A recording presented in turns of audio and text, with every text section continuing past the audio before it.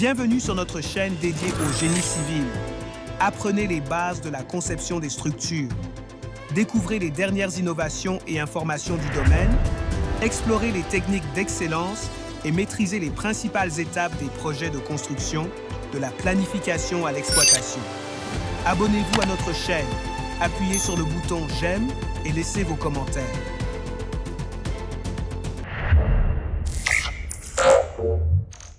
Imaginez, une ville manque d'espace vert. Les habitants aspirent à un lieu de détente, de jeux pour enfants, un véritable poumon vert. C'est là que le maître d'ouvrage entre en scène. Le maître d'ouvrage, c'est le chef d'orchestre du projet.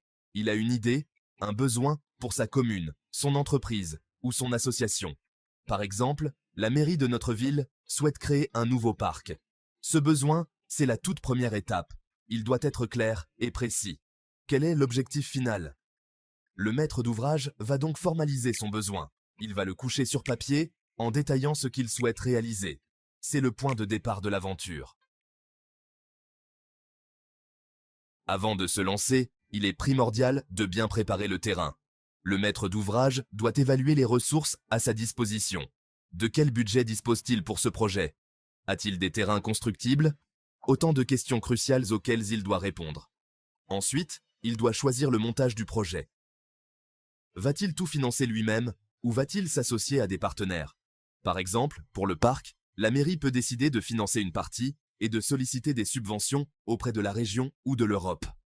Trouver le bon équilibre financier est essentiel. L'idée prend forme, mais est-elle vraiment réaliste ? C'est le moment de vérité avec les études de faisabilité. Ces études, menées par des experts, vont analyser le projet en profondeur. Est-il techniquement possible de construire le parc à cet endroit ? Existe-t-il des contraintes environnementales ? Le coût estimé est-il réaliste ? Ces questions sont essentielles pour éviter les mauvaises surprises. Imaginez commencer les travaux et découvrir que le sol est inconstructible. Les conclusions des études de faisabilité sont déterminantes. Si elles sont positives, le projet peut passer à l'étape suivante. Sinon, il faudra peut-être le revoir, voire y renoncer si les obstacles sont infranchissables. Étape 4, le plan de bataille. Rédaction du programme détaillé. Le projet est validé ? Félicitations! Il est temps de passer à la phase de conception avec la rédaction du programme détaillé.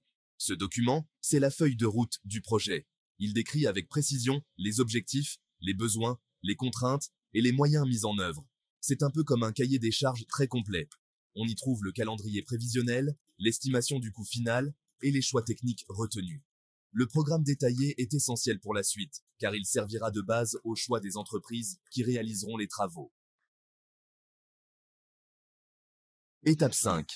Une équipe, des rôles, les acteurs du projet. Un projet de construction, c'est un travail d'équipe.